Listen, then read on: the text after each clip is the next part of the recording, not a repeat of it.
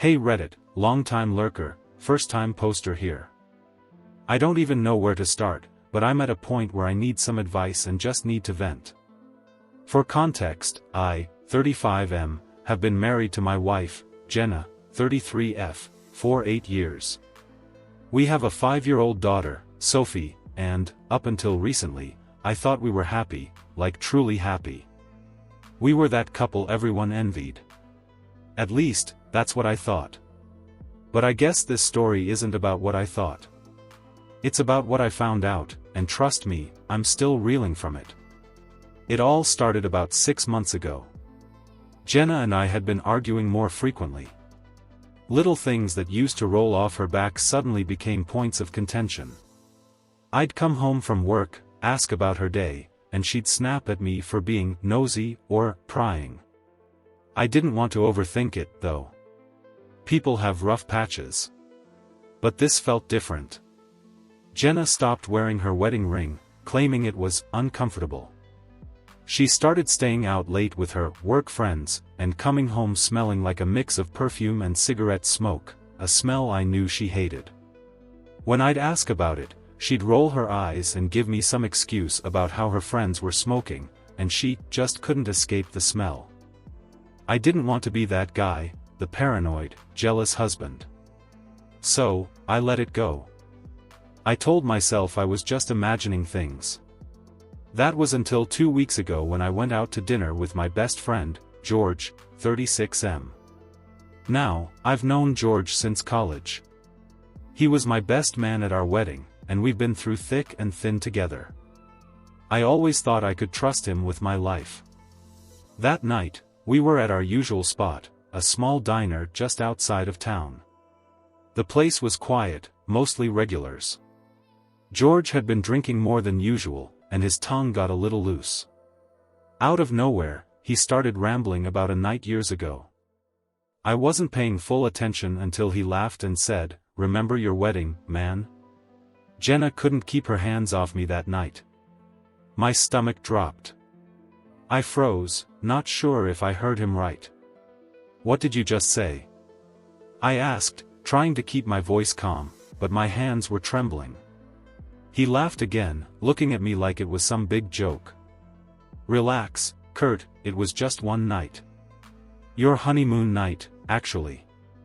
She was all over me when you went to the bathroom. We didn't mean for it to happen, but..."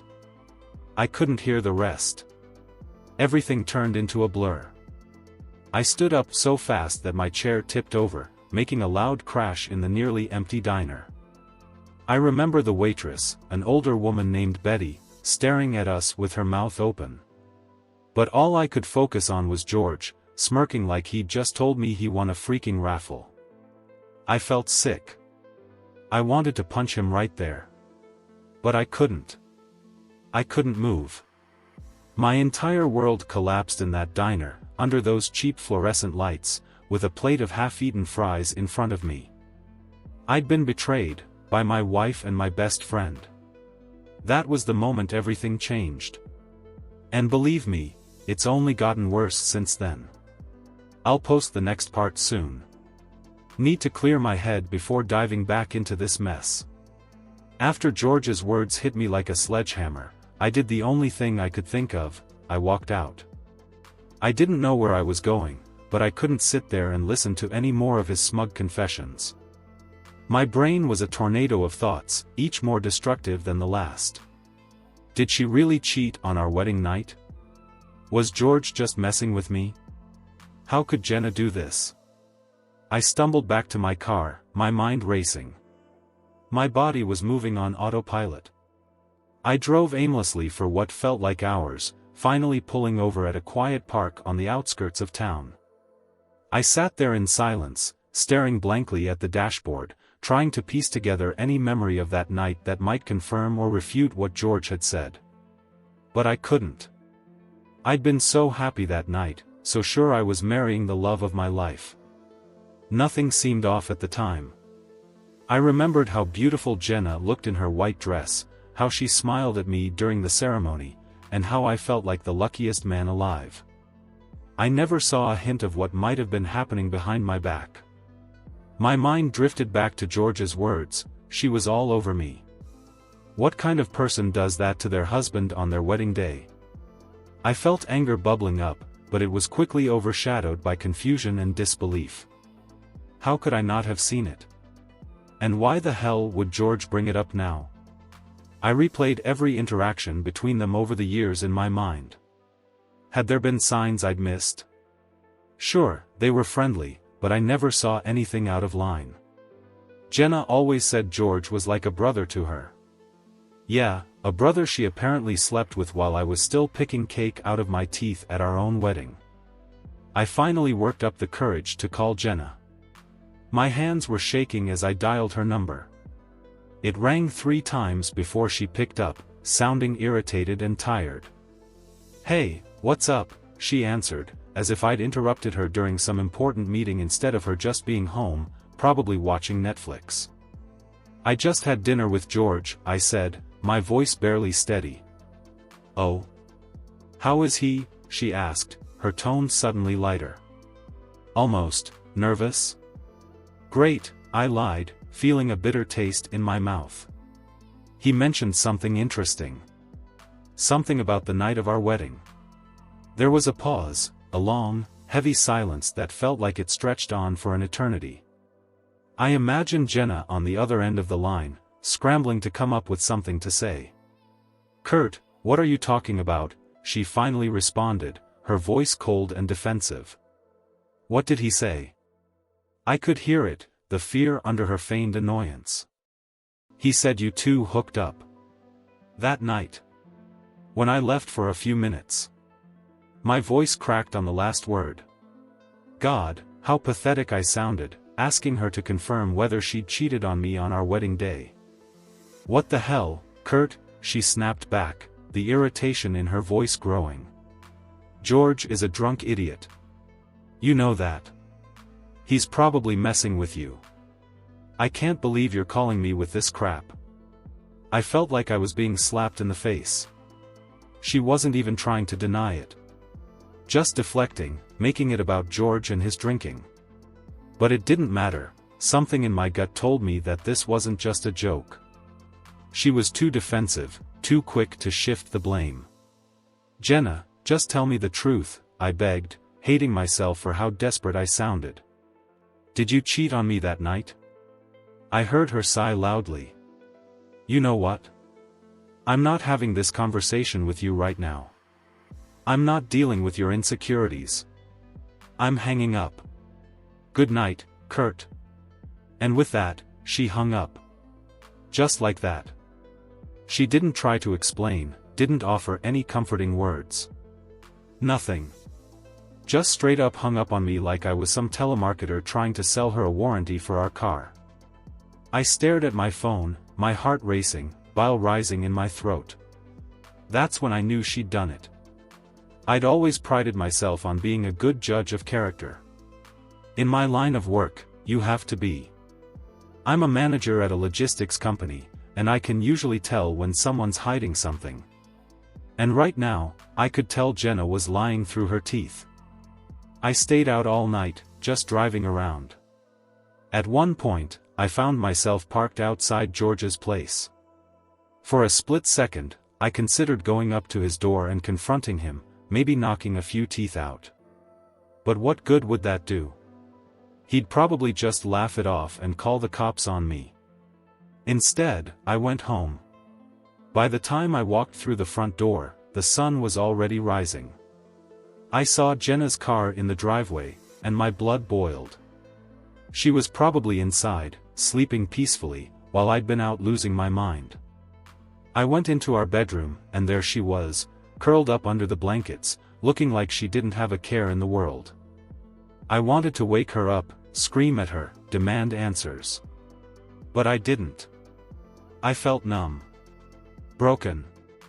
So, I just stood there, staring at the woman I thought I knew, the woman who had looked me in the eyes and vowed to love me forever. For the first time since we got married, I slept on the couch. Little did I know, that was just the beginning of the nightmare Jenna had put me in. The next morning, I woke up with a stiff neck and a pounding headache. Sleeping on the couch at my own house? That was a new low. I glanced at the clock, 8:45 a.m. Jenna had already left for work. I didn't even bother to check if she had said goodbye. It didn't matter. I sat there for a while, staring blankly at the ceiling. Her voice from last night still echoed in my head. "I'm not dealing with your insecurities." She said it so casually, like I was some insecure teenager and not her husband, who just found out she might have slept with someone else on our wedding night. The longer I thought about it, the more the anger simmered beneath the surface. But I didn't want to explode, I wanted answers. So, I did what any betrayed husband would do, I started digging. I pulled out my laptop and opened up every social media app one could think of. I wasn't even sure what I was looking for, but I knew I had to start somewhere. Jenna was always careful about what she posted, but maybe there were some old photos or messages she hadn't deleted. And I wasn't just looking at Jenna's accounts, I scoured George's too. I looked through every tagged post, every comment, every stupid like they exchanged over the years. It was all so damn ordinary. They never flirted online or gave any indication that something was going on. But that didn't mean they hadn't been hiding it. I knew it was happening offline. I just had to figure out how far back this betrayal went. I spent hours sifting through endless posts and messages, my frustration growing with every dead end. By noon, I was exhausted. I'd turned up nothing. Jenna was either squeaky clean, or she was a master at covering her tracks. Then, an idea hit me, something I'd seen on one of those cheesy detective shows. Phone tracking. I grabbed Jenna's phone bill from the stack of mail on the counter. Luckily, she had a terrible habit of not throwing away old bills. I spread them out on the dining table like some deranged detective piecing together a case. I went through each one, month by month, focusing on the call logs and texts. Jenna had a lot of work friends, but one number appeared more frequently than the others. A number that wasn't listed under any of her contacts. A gut feeling told me it was George's burner phone. He always joked about having a business line for shady clients, but I never thought anything of it. My fingers were shaking as I dialed the number. It rang twice, and then a voicemail message picked up, a generic, automated one. It didn't prove anything, but something told me I was on the right track. The only other option was to go through her actual phone. But Jenna was one of those people who locked her phone with a passcode and practically kept it glued to her hand. She never let me touch it. Ever. She'd laugh it off, saying, "What? Don't you trust me?" And I'd always smile and say, "Of course I do." What a fool I'd been. By the time she got home that evening, I had calmed myself down. I knew I had to be smart about this. If I went full confrontation mode, she'd just get defensive and shut down again. So, I acted like nothing was wrong. I forced a smile and pretended everything was normal. "Hey, how was work?" I asked as she walked in. "Fine," she replied curtly, heading straight for the bedroom. "Want to watch a movie or something tonight?" I offered, trying to keep my voice light. I needed her to drop her guard. "Not really in the mood," she said, already scrolling through her phone, her back to me. I clenched my jaw, but stayed calm. "Okay. I'll just be in the living room if you change your mind." I spent the next 2 hours pretending to watch some dumb show on Netflix, while Jenna stayed holed up in the bedroom. Every now and then, I'd catch a glimpse of her reflection in the hallway mirror. She was on her phone, typing furiously. Probably texting George. My blood boiled, but I forced myself to stay patient. Finally, she came out. "I'm going to take a shower," she announced, tossing her phone on the bed. My heart pounded. This was my chance. The bathroom door closed, and I heard the water running. I moved quickly, grabbing her phone and rushing to the living room. Of course, it was locked, but I'd seen her put in the code once or twice before, something simple, 1-2-3-4. My fingers trembled as I entered it. The screen unlocked. I was in. I felt like I was holding a ticking time bomb. I quickly navigated to her messages. My hands were sweaty, and I nearly dropped the phone twice. And there it was, a whole thread with unknown number. I knew instantly it was George. Their messages were short, cryptic even. Mostly just, "can't wait to see you," or "tonight," or a single heart emoji. I scrolled up, and it just kept going, months of it. But the messages were vague. Almost like they knew someone else might see them one day. My stomach churned as I saw one particular text from a few days ago. "George, he doesn't suspect anything. Don't worry. But we should be more careful."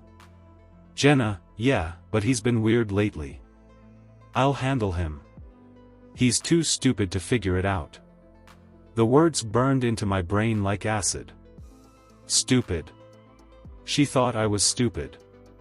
The woman I had devoted my entire life to, the mother of my child, thought I was too stupid to figure out she was sneaking around with my best friend.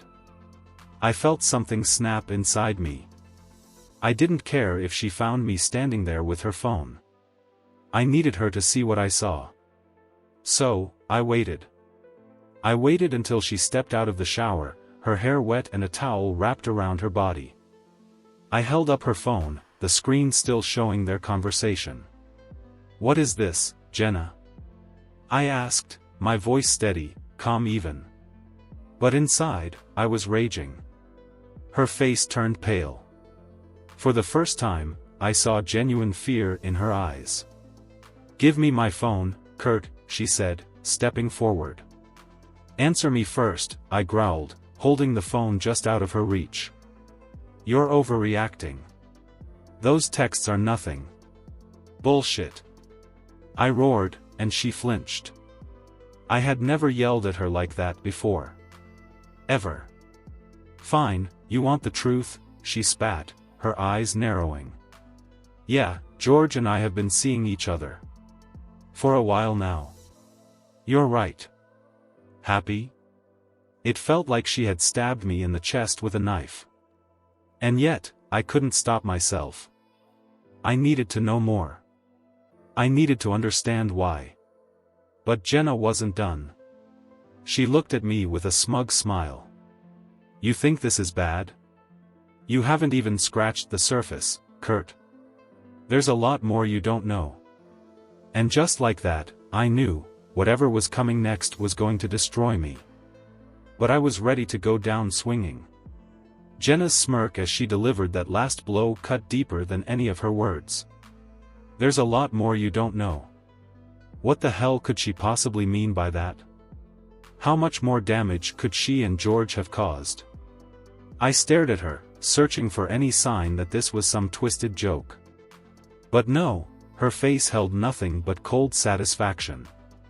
"What the hell are you talking about?" I demanded, struggling to keep my voice steady. My heart was pounding so hard I could hear it in my ears. "You've already admitted to cheating, Jenna. What more could there be?" She folded her arms, her wet hair dripping onto the floor. The room felt suffocating, like the walls were closing in around me. "Why do you think I'm still with you, Kurt?" she sneered. "You think I stuck around out of love? Please. You're so pathetic. You couldn't even see it when it was right in front of your face." "What are you saying?" I whispered, dread building in the pit of my stomach. Jenna sighed dramatically, as if she were explaining something simple to a child. "Sophie," she said, raising her eyebrows. My world stopped. Every muscle in my body tensed. "What about Sophie?" I choked out. I felt like I was teetering on the edge of a cliff, ready to plunge into a bottomless abyss. She rolled her eyes, the condescension dripping off her like poison. "Are you really that dense? Why do you think I'm still married to you?" "It's because of Sophie. Or rather, because you think she's yours." I couldn't breathe. I stumbled back, bumping into the wall. The edges of my vision blurred. "What are you saying, Jenna?" I managed to croak. She stepped closer, her expression turning almost pitying. "I'm saying that Sophie might not be yours. In fact, she's probably George's." The words hit me like a freight train. My legs buckled, and I sank to the floor, staring up at her in disbelief. No.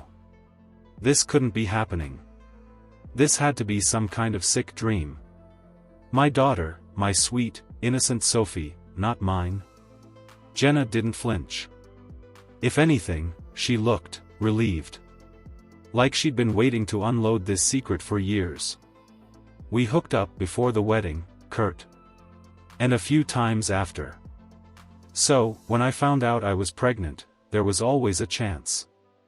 "Stop," I cut her off, holding up a hand. I couldn't listen to this. My heart felt like it was being shredded to pieces. "Just, stop." But Jenna didn't stop. She crossed her arms and leaned against the doorframe, staring at me like I was the most pitiful creature she'd ever seen. "You should be thanking me, you know. For keeping it quiet. For letting you play daddy all these years. I could have told you the truth from the start, but I didn't want to hurt you." "Hurt me?" I laughed bitterly, a hollow sound that didn't feel like my own. "You're telling me now that Sophie, my daughter, might not even be mine, and you think you spared me pain?" She shrugged. "It's not like you'd have ever found out. But now you've decided to dig around and play detective, so there you go. That's the truth. I guess George should be the one getting all those Father's Day cards, huh?" My vision went red. I surged to my feet, fists clenched so tightly I thought my knuckles might crack. "You're a monster, Jenna," I spat, my voice shaking with rage. "How could you do this to me? How could you do this to Sophie?" She didn't even blink. "Sophie's fine. She's loved, she's cared for. None of this changes that." "None of this," I broke off, unable to find the words. I wanted to scream, to hit something, to make her feel even a fraction of the pain I was feeling. But I couldn't. Because what good would it do? Nothing I could say or do would change the fact that the woman I thought I knew, the woman I'd built a life with, had been lying to me from day one. I took a deep breath, trying to calm the storm raging inside me. "You know what, Jenna? We're going to find out. I'm going to get a paternity test, and if Sophie isn't mine," my voice caught. God, I couldn't even finish the sentence. The thought of losing my little girl, of being told that I wasn't her father, was more than I could bear. Jenna's expression hardened. "Fine, do whatever you want. But don't think you're getting rid of me that easily. I've got as much right to this house, to everything we own, as you do." She was already thinking about the money.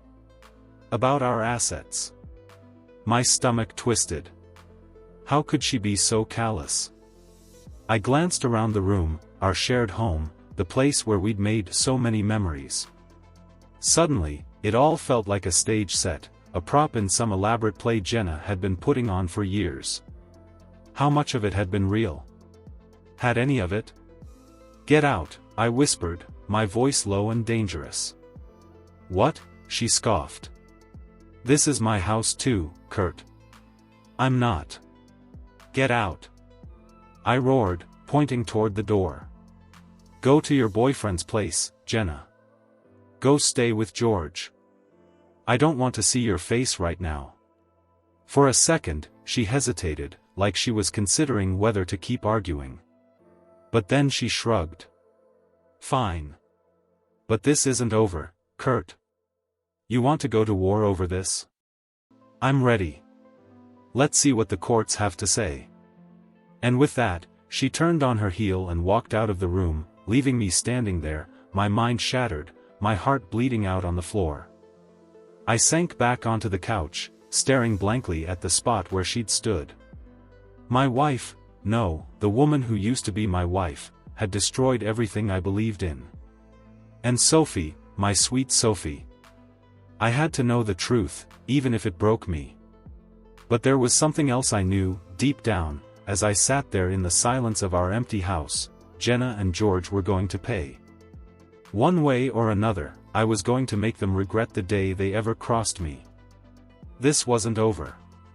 Not by a long shot. After Jenna stormed out, the house was eerily quiet. I found myself staring blankly at the walls, trying to wrap my head around what had just happened. Every breath felt heavy, like I was trying to breathe underwater. The realization that my entire life might have been a lie weighed on me like an anchor dragging me into the abyss. But even through the pain, there was one thing I knew I had to do. I needed the truth. I couldn't go on living with this uncertainty gnawing at me. My daughter, Sophie, our daughter. Was she really mine? I grabbed my phone, my fingers still trembling, and called a local clinic. The woman on the other end had a kind voice, but I could barely speak. I explained, in broken sentences, that I needed a paternity test. When she asked for my availability, I told her, as soon as possible. The sooner I knew, the sooner I could start figuring out what the hell to do next. I managed to get an appointment for the following morning. Now, all I had to do was get Sophie to come with me, and for that, I'd have to explain why. God, how was I going to do that? How was I supposed to tell a 5-year-old that we needed to do a test because there was a chance her mother was a lying cheat? I sat there on the couch for what felt like an eternity, my head buried in my hands. But by the time I stood up, I knew what I had to say. It wasn't going to be easy, but I'd figure it out. Sophie didn't need to know all the gory details, she just needed to know that Daddy needed her help. When Sophie came home from school that afternoon, Jenna wasn't with her. Thank God. I had no idea where she'd gone after our fight, and I didn't care. She was probably with George, plotting their next move, trying to figure out how to turn this mess to her advantage. But right now, my focus was on Sophie. Hey, sweetheart, I greeted her, trying to keep my voice steady. I knelt down to her level and smiled, even though it felt like my face might crack from the effort. I need you to come with me tomorrow morning. We're going to see a doctor, okay? She looked up at me, her big brown eyes, the same eyes I'd always thought she got from me, blinking in confusion. Are we sick, Daddy? No, nothing like that, I reassured her quickly, reaching out to stroke her soft hair. It's just a checkup. Like the ones you have at school sometimes. Just to make sure everything's okay. And I'll be right there with you, I promise. Okay, she said with a little nod, still looking at me with that trusting gaze that nearly broke me all over again. God, she was so innocent, so pure.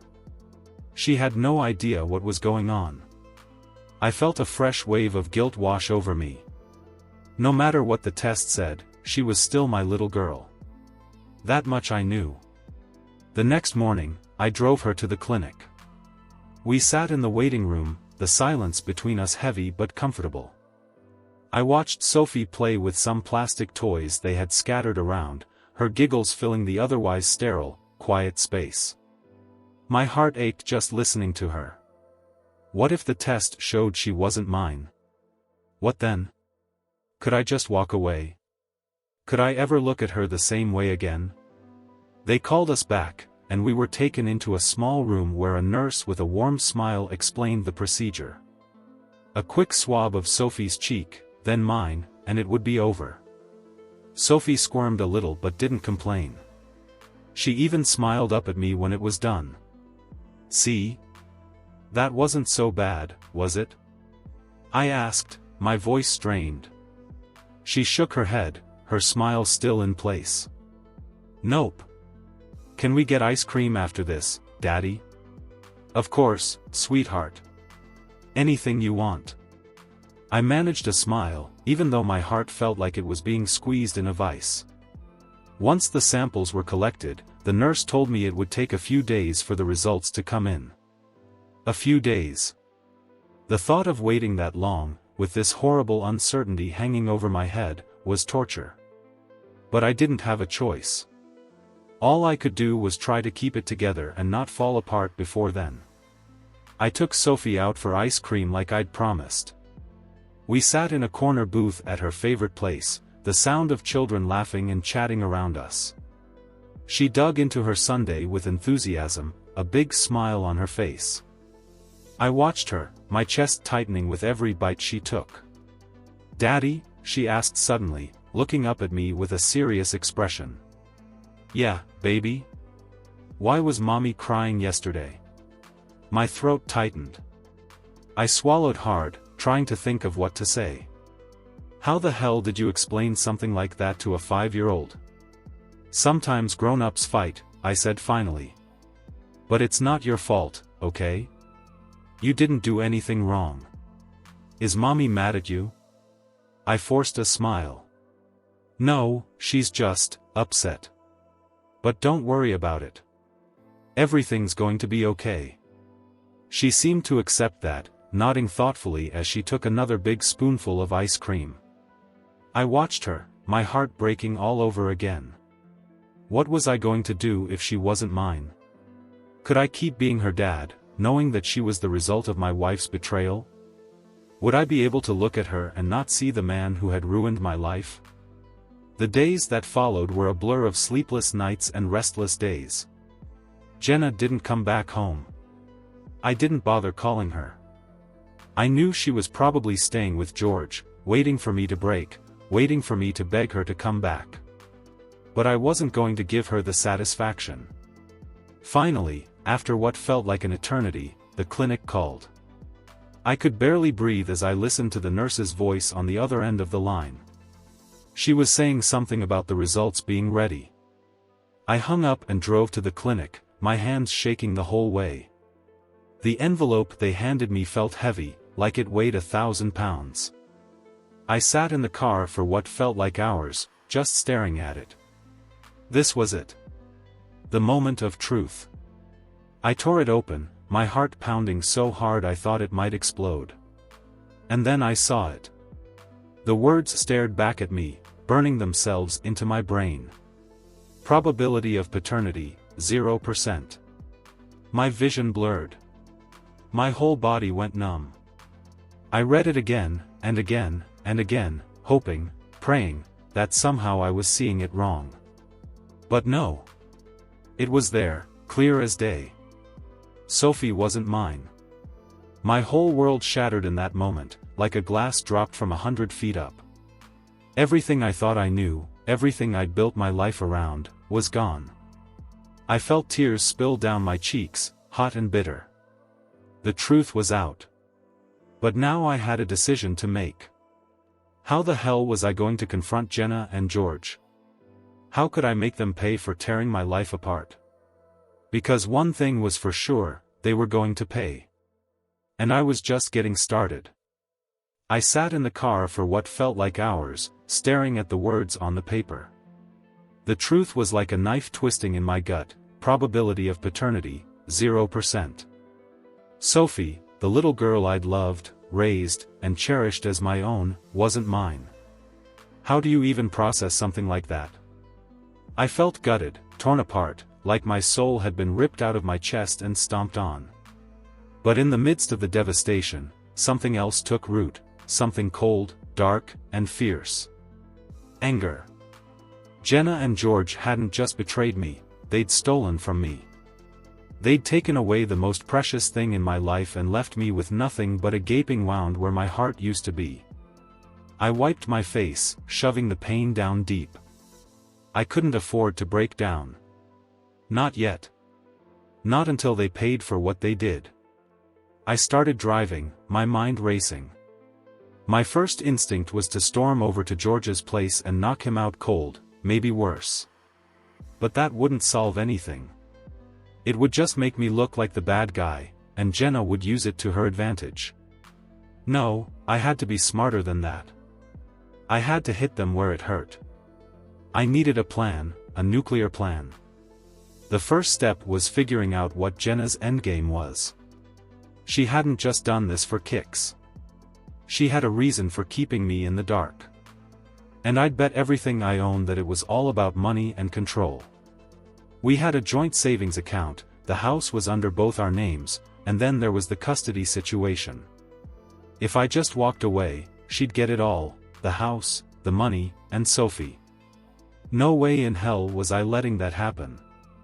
I called my lawyer, Brad Morrison, a guy I'd known for years. He wasn't just any lawyer, he was a shark, and I needed his expertise now more than ever. "Brad, it's Kurt. I need your help." "Now," I said, my voice shaking with suppressed rage. "What's going on, Kurt?" he asked, his tone immediately serious. I took a deep breath, trying to keep my voice level. "I just got a paternity test done. It turns out Sophie isn't mine. Jenna's been lying to me this whole time." There was a pause, and then a low whistle. "Jesus, man. I'm so sorry. What do you want to do?" "I want to burn her life to the ground," I said flatly. "I want to make sure she gets nothing out of this. I want her to regret ever crossing me. But I need to make sure I don't screw myself over in the process." Brad was silent for a moment, and then he spoke, his voice filled with that cold, calculated tone I knew all too well. "Okay, first things first, do not, under any circumstances, let her know what you're planning. Keep it calm, keep it civil. We're going to build a case against her. We're talking divorce, custody battle, financial settlements, the whole 9 yards. If Sophie isn't yours, you've got a good shot at getting out of child support, and we can hit her hard on grounds of infidelity." "What about the house?" I asked, my grip on the steering wheel tightening. "The house can be tricky," Brad said thoughtfully. "But if you can prove that Jenna was unfaithful, and that the marriage was a fraud, since she misled you about the child's paternity, then you have a strong case for claiming the house. But we need evidence. Concrete evidence. I've got texts between her and George. And I'm sure I can dig up more." "Good, but we'll need more than just texts. Record everything. Install cameras if you have to. Get voice recordings. Whatever it takes. You need to show a clear pattern of deceit and infidelity." I nodded, already forming a plan in my head. "What about Sophie? What happens if she isn't legally mine?" Brad hesitated. "That's where it gets complicated. Even if she's not your biological child, the courts often look at what's in the best interest of the child. But if you can show that Jenna was the cause of the deception, you might be able to terminate your legal rights without having to pay child support. That would leave Jenna solely responsible." I let out a long breath. It wasn't ideal, I didn't want to just cut Sophie out of my life. But if Jenna and George wanted to play games, they were going to have to live with the consequences. "All right, I'll start gathering evidence," I said, my voice firm. "And Brad?" "I want to destroy them. Both of them." Brad's tone was cool and professional. "You've got it, Kurt. Just keep your head on straight. I'll handle the legal side, you focus on collecting what we need." I ended the call and drove back home, my mind buzzing with the beginnings of a plan. I'd need to set up cameras around the house, install software on Jenna's devices to track her movements, and gather as much dirt on George as I could. I wanted to expose them both, not just as cheaters but as the conniving, selfish bastards they were. When I got home, I found Jenna sitting on the couch, scrolling through her phone like nothing was wrong. She looked up as I walked in, her face a mask of feigned concern. "Where were you?" she asked, her tone accusatory, as if I was the one doing something wrong. "Just out," I replied, keeping my voice neutral. "Had some things to take care of." She narrowed her eyes but didn't push it. "Look, Kurt, I know things have been tense between us. But I think we should sit down and talk about what happens next." "What happens next?" I repeated, my eyes boring into hers. "Like what, Jenna? Splitting up the house? Deciding who gets what?" She flinched, and I knew I'd hit a nerve. I just think we need to be realistic about this. There's no point dragging it out. You know what's coming. Oh, I knew what was coming, all right. But it wasn't what she thought.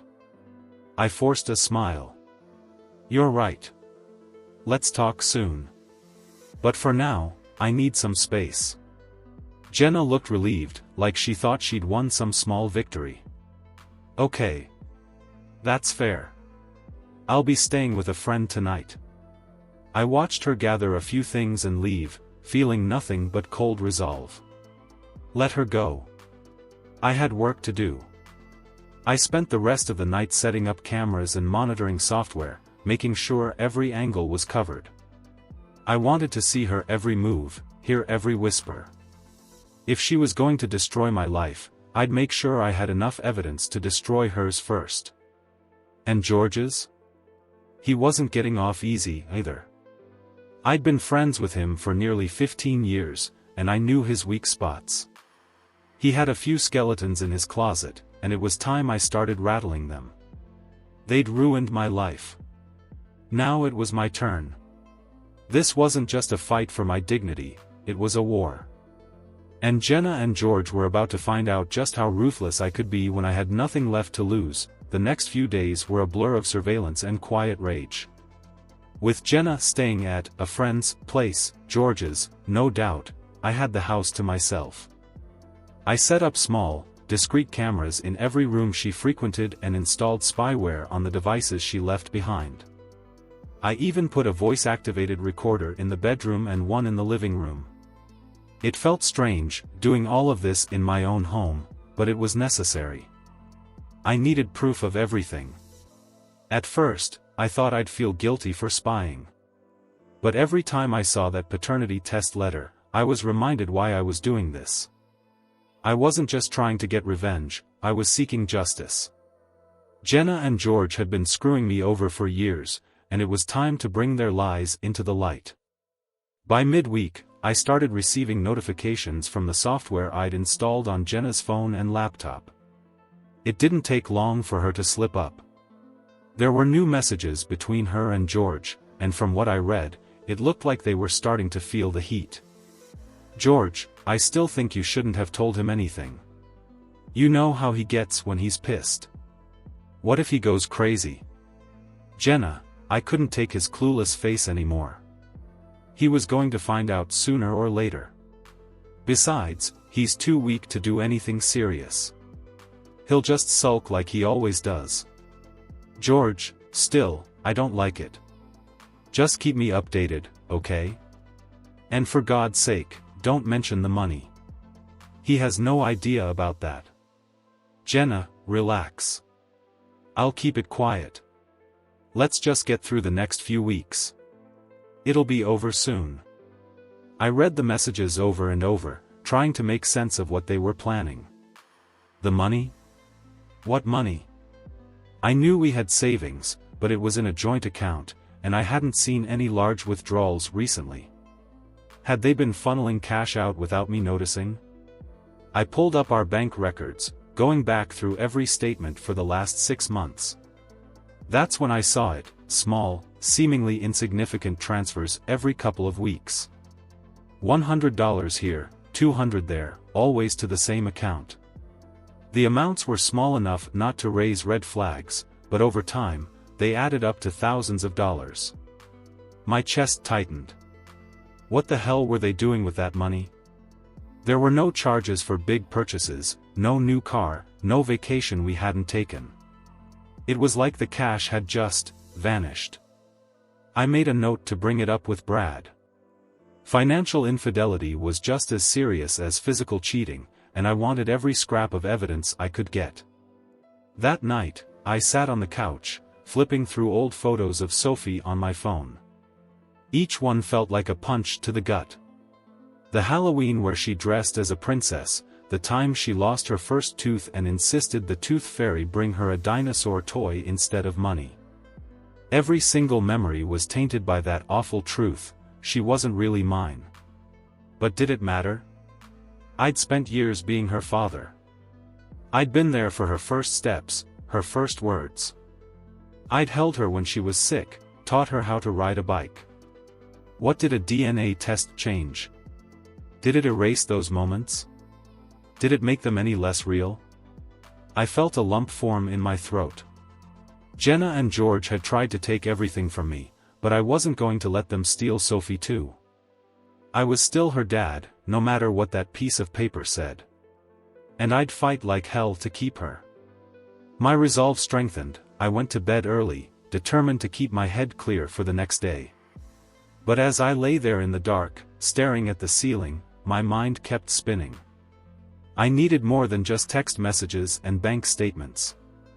I needed something concrete, something that would tear their lives apart the way they'd torn mine. The next morning, I called in sick to work and drove down to a private investigator's office I'd found online.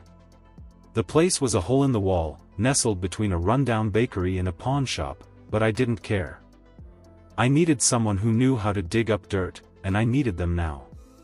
The investigator, a gruff, no-nonsense woman named Carla, listened quietly as I explained everything: the affair, the paternity test, the mysterious money transfers. When I finished, she leaned back in her chair, her eyes narrowed thoughtfully. "Sounds like you've got a couple of real pieces of work on your hands," she said. "But you're on the right track. What exactly do you want me to do?" "Find out what they're hiding," I said, leaning forward. "I want to know where that money's going. I want to know every single move they make. I want evidence that will destroy them in court." Carla nodded slowly. "All right. I'll start with Jenna. I'll put a tail on her, see if she's meeting up with George, if there are any hidden accounts or assets. But I'll be honest with you, Kurt, this could get messy." "I don't care," I replied, my voice flat. "I need this." She scribbled something on a notepad and looked back up at me. "Okay. It'll take a few days to get anything solid, but I'll keep you updated." I thanked her and left, feeling a strange sense of calm wash over me. For the first time in weeks, I had a clear goal. I wasn't just floundering in a sea of betrayal and hurt. I was fighting back. Over the next few days, I kept things civil with Jenna. She was still coming to the house to see Sophie, but we barely spoke. I made sure to stay out of her way, playing the part of the devastated but compliant husband.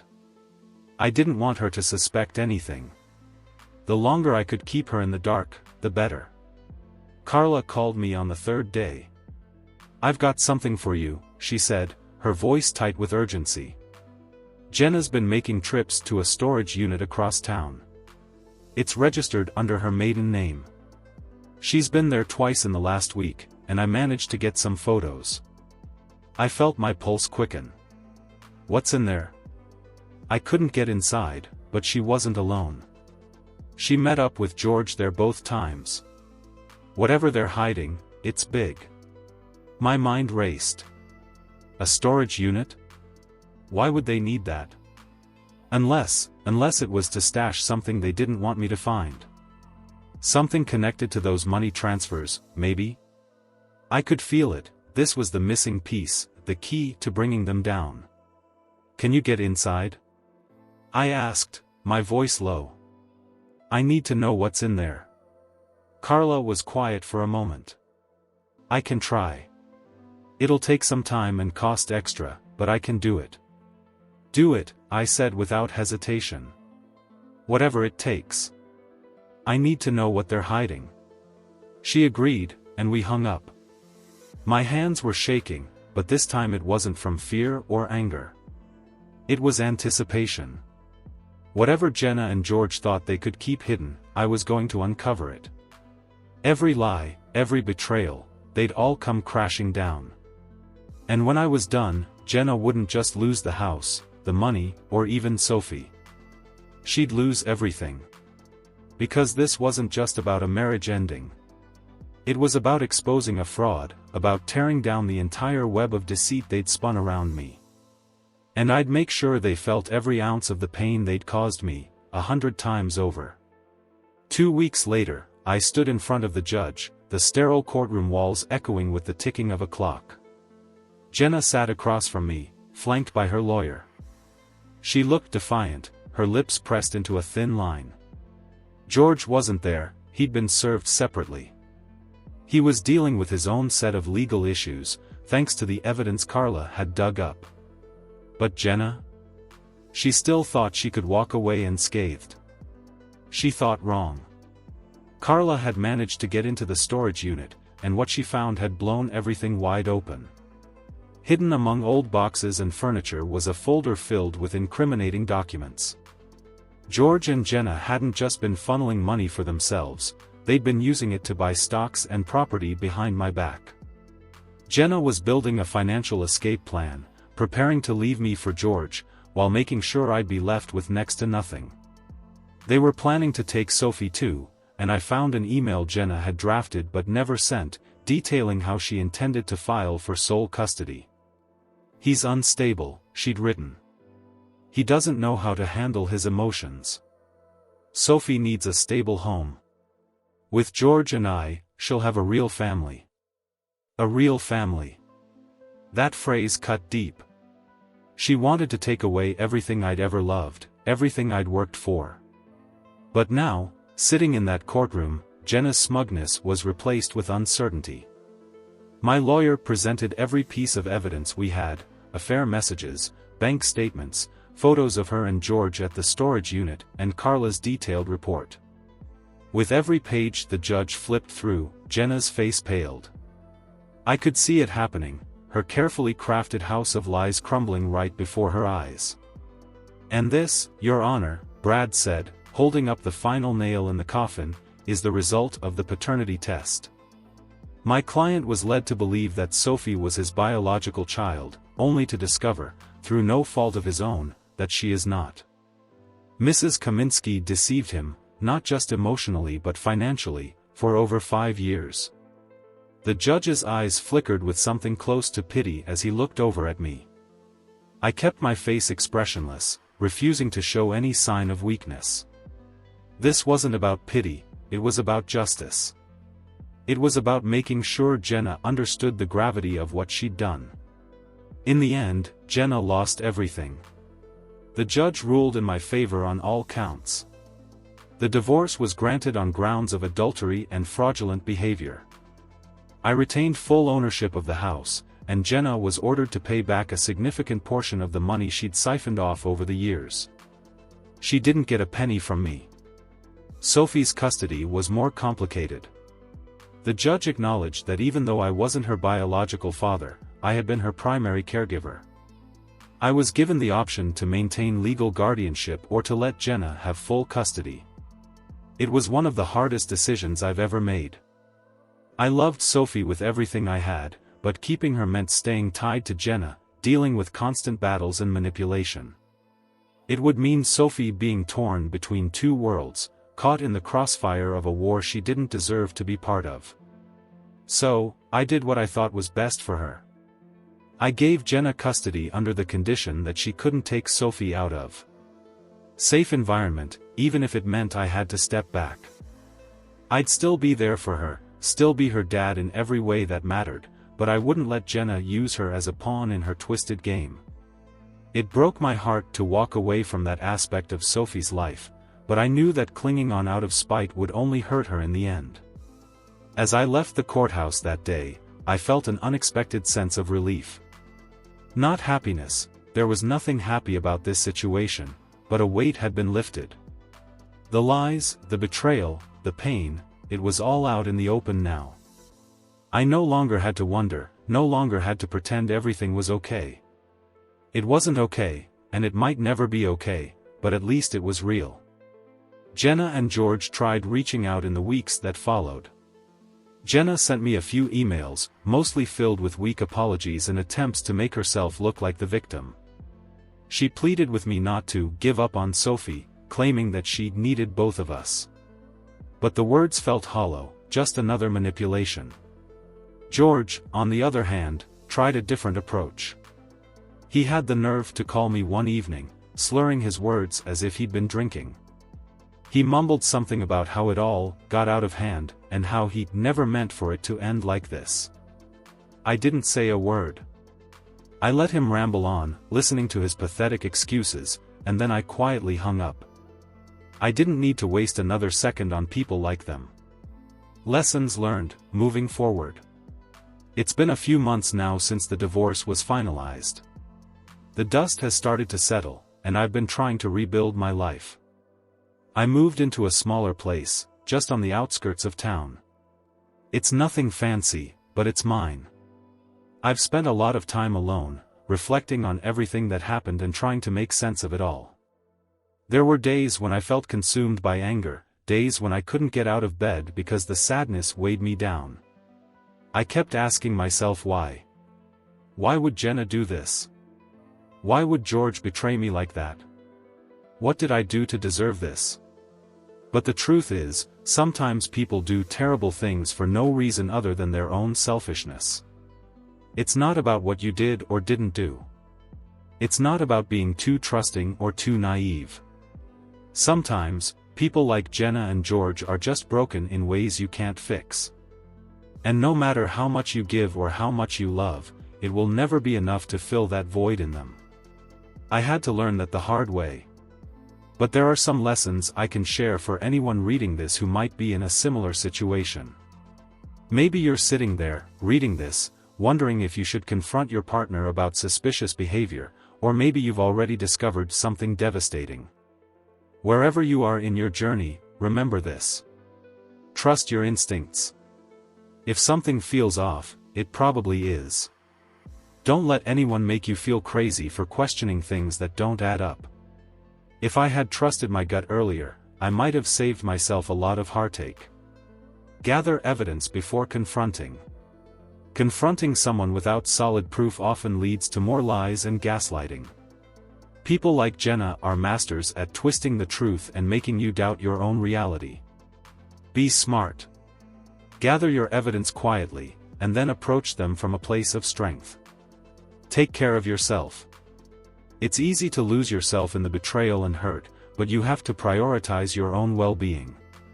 Lean on friends, go to therapy, do whatever it takes to keep your head above water. You won't be any good to yourself or anyone else if you let the pain consume you. Decide what really matters to you. I had to ask myself what was more important, fighting for revenge or finding a way to move forward. In the end, I chose both, but I made sure my actions were guided by a desire for closure and justice, not just spite. Don't let yourself get dragged down into a pit of endless vengeance. It'll destroy you just as much as it destroys them. Forgive yourself. This was the hardest part for me. I kept blaming myself for not seeing the signs, for being too trusting, too naive. But none of this was my fault.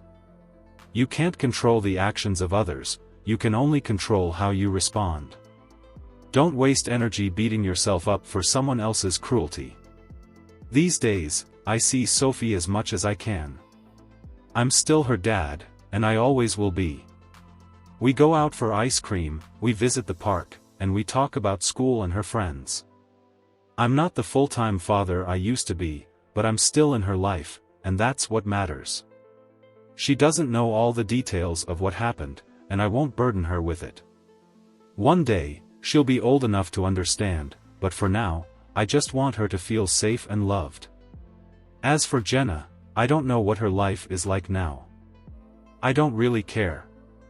I heard through a mutual friend that George dumped her not long after the divorce was finalized. Seems like he wasn't ready to take on the role of full-time stepdad after all. Maybe karma is catching up with them, maybe not. It's not my problem anymore. So, here's my final piece of advice for anyone going through this kind of nightmare: don't let it define you. Don't let someone else's betrayal turn you into a bitter, broken version of yourself. Use it as fuel to become stronger, wiser, and more self-aware. You are more than what happened to you. In the end, the truth might hurt, but it's better than living a lie. And the best revenge? It's living a life where their betrayal doesn't hold you back. I'm still working on that part, but I know I'll get there. One step at a time.